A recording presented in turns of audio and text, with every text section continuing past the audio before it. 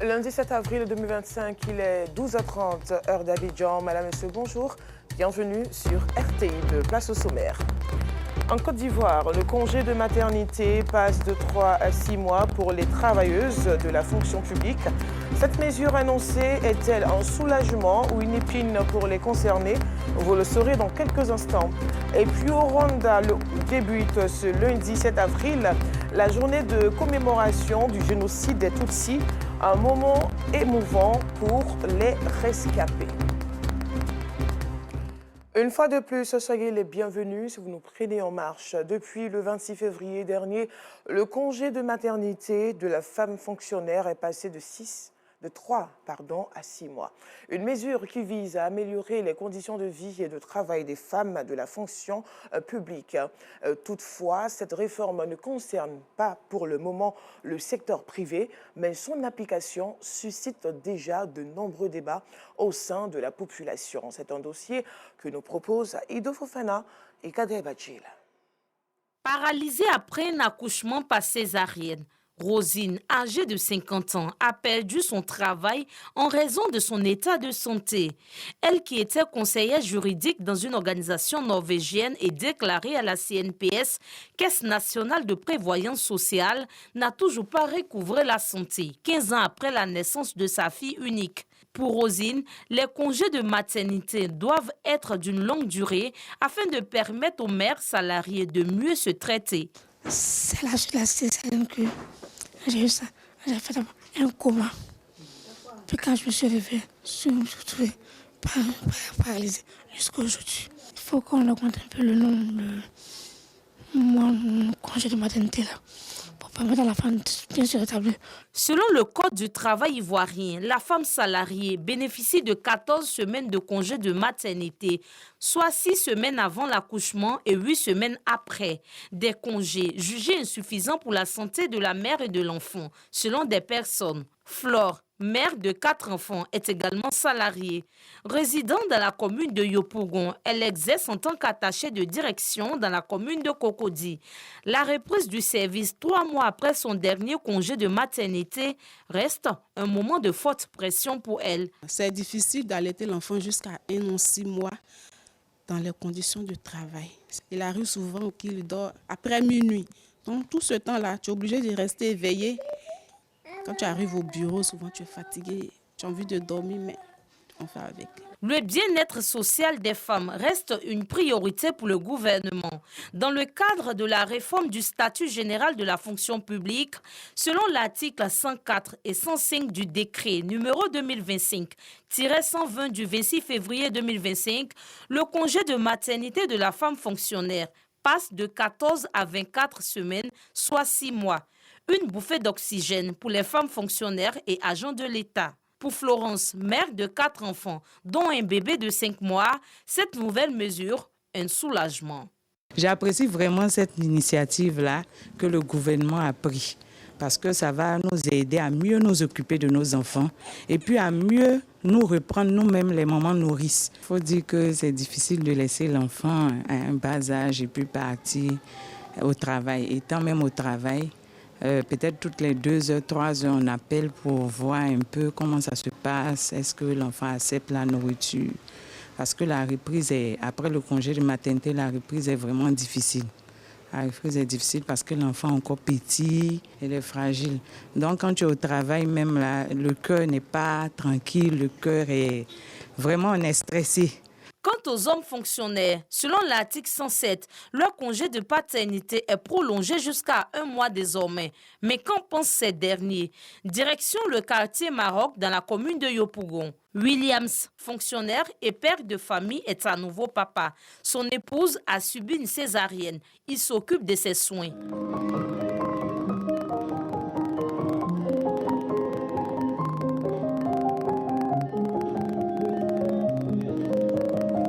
Comme elle était césarisée, et puis tantôt elle a des douleurs dans le dos, voilà. Donc je l'aide aussi en prenant le bébé, je l'assiste aussi en donnant même le lait au bébé, pendant ce temps qu'elle aussi est en train de se reprendre tout doucement. Pour lui et son épouse, cette loi est la bienvenue. L'année c'est difficile, hein. Tantôt, vous se retrouvez au travail, mais c'est compliqué. Donc, vraiment, les 1 mois sont bienvenus. Vraiment, parce que la nuit, il n'arrive pas à dormir. Bébé, maman, mère, elle n'arrivait pas à bien se mettre. Sa présence là, vraiment, ça me fait du bien. Je prends le bébé, mais il fait le lait du bébé, tout et tout. Moi aussi, je prends le temps aussi de me reposer un peu. C'est une très bonne décision du gouvernement. Depuis le 26 février 2025, les 6 mois de congé de maternité accordés aux femmes salariées de la fonction publique suscitent de nombreux débats en Côte d'Ivoire. Si on pouvait garder les 3 mois, 6 mois, pour moi, c'est un peu trop. Un exemple, une institution de l'État, la fonction publique, qui doit faire 6 mois de repos. Est-ce qu'il y a eu des bénévoles au niveau de l'enseignement public? Est-ce que s'il n'y en a pas, non, ça c'est compliqué pour moi. C'est une très bonne chose. Pour une première fois, la mère peut se reposer, s'occuper de son enfant jusqu'à 6 mois, voir que vraiment l'enfant est en bonne santé. Là, elle peut aller reprendre le service. 3 mois, ça ne suffit pas. 3 mois, la plaie n'est pas finie. Si surtout elle a fait césarienne, elle s'en s'asseoir et puis plaie de ventre recommence, ça fait beaucoup de problèmes pour la maman. Le sentiment, il est multiforme. Quand vous mettez du côté de la gente féminine, vous allez apprécier de façon améliorative la chose, en disant qu'effectivement, vous avez beaucoup de temps pour vous reposer et tout ça. Mais de l'autre côté, c'est-à-dire côté de l'administration, il va y avoir un manque criard de personnel, s'il s'agit des fonctionnaires. 6 mois, ça fait un peu trop pour une maternité. Pourtant, c'est une avancée majeure pour les organisations de défense des droits des femmes. Bénédicte Otto-Coré, secrétaire générale de la Ligue ivoirienne des droits des femmes, salue ce progrès. Nous apprécions ce nouveau décret comme une avancée en matière de sécurité sociale pour la femme salariée fonctionnaire en Côte d'Ivoire. Et c'est déjà une belle victoire en matière de sécurité sociale et de sécurité économique pour toutes les femmes de Côte d'Ivoire dans un sens. Pour elle, c'est une chose qui devrait s'étendre aussi au secteur privé.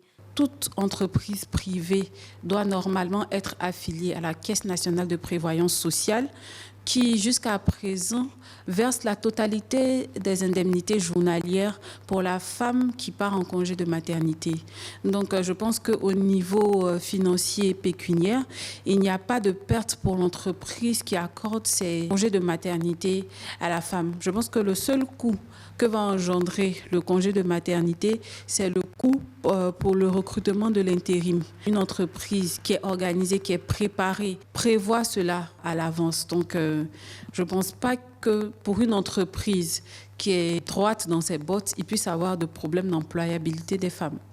Selon une étude de l'OMS, Organisation mondiale de la santé, 15 à 20% de femmes font une dépression postpartum par manque de repos après accouchement. Selon le docteur Kimou, gynécologue, la majorité des mères salariées, surtout celles qui ont été césarisées, ont du mal à se retrouver après la reprise du service.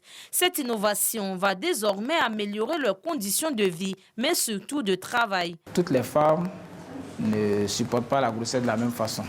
Donc nous pensons que pour certaines femmes, il serait nécessaire de prolonger cette date. Mais la loi prévoit ces prolongations-là dans des cas particuliers. Pour la femme césarisée, si à la reprise, elle présente toujours soit des douleurs post-opératoires ou des complications, c'est logique qu'on prolonge sa date de reprise. Et sera appuyé par un rapport médical qu'elle va présenter au niveau de sa direction. L'aménagement de la période d'allaitement pour ces agents de l'administration publique est au centre des intérêts des directeurs des ressources humaines. Ils doivent désormais veiller à son application. Une grossesse, c'est une situation qui est connue, qui dure dans le temps.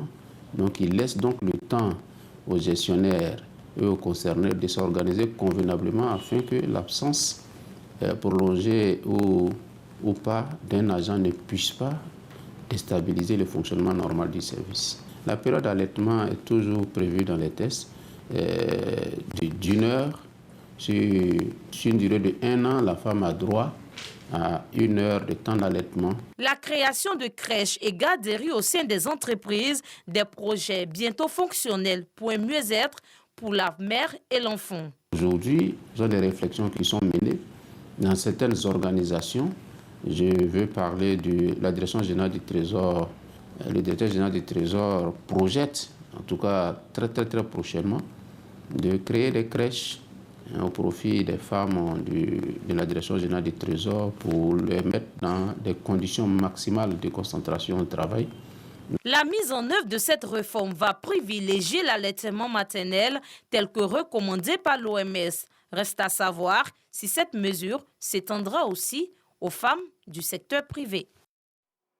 Ce dimanche, le monde a célébré la Journée mondiale du sport pour le développement et la paix. Cette journée vise à reconnaître le rôle positif que le sport et l'activité physique jouent dans les communautés et dans la vie des populations. Restons une fois de plus en compagnie d'Ido Fofana. Ce dimanche 6 avril, le monde célèbre la Journée mondiale du sport pour le développement et la paix. Au stade d'Angré, dans la commune de Cocody, l'association des amis d'Angré, ou les 3A, a mis à profit cette journée pour jouer un match de football.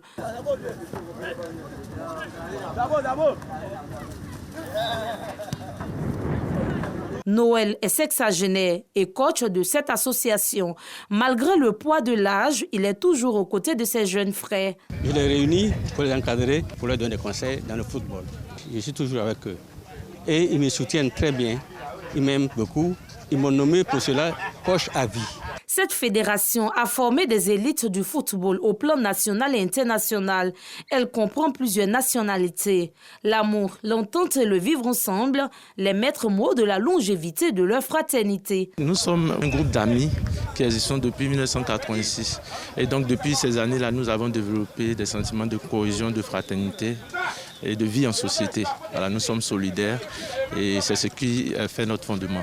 On s'est retrouvés ici avec d'autres anciens footballeurs comme Alou et bien d'autres aussi. Pour nous, le vivre ensemble et puis c'est partager beaucoup de valeurs ensemble. Ils sont nombreux, ces personnes qui utilisent le sport comme facteur de rapprochement des peuples.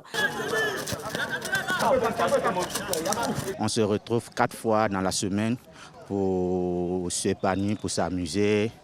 Et après, on va se partager pour garder vraiment un bon lien. Et surtout, le football, ça rassemble. Et ça renforce encore les liens d'amitié.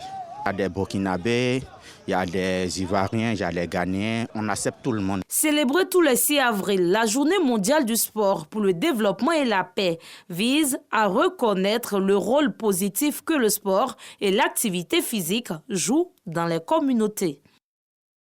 La chorale Notre-Dame des Armées d'Abouan Gendarmerie a manifesté sa solidarité en faveur des pensionnaires de la pédiatrie du centre hospitalier universitaire de Treichville.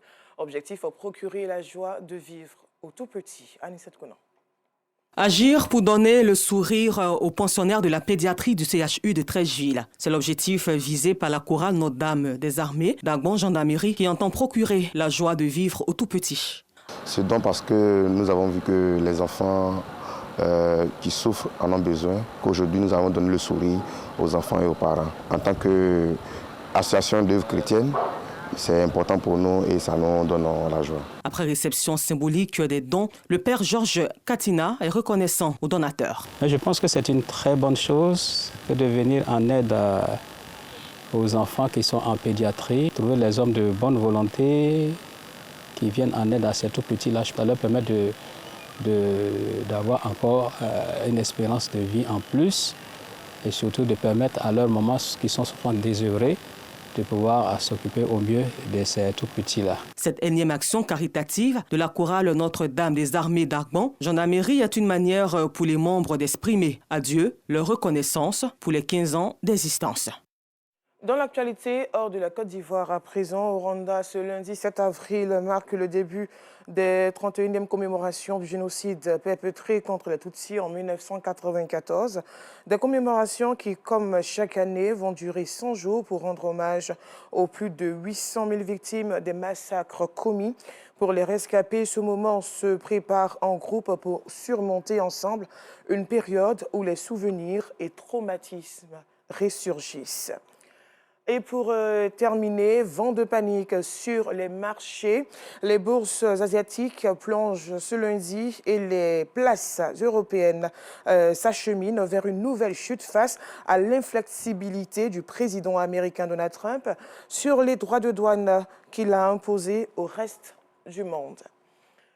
Eh bien voilà, fin de ce journal. Merci à vous de l'avoir suivi. Bon après-midi sur RTI2.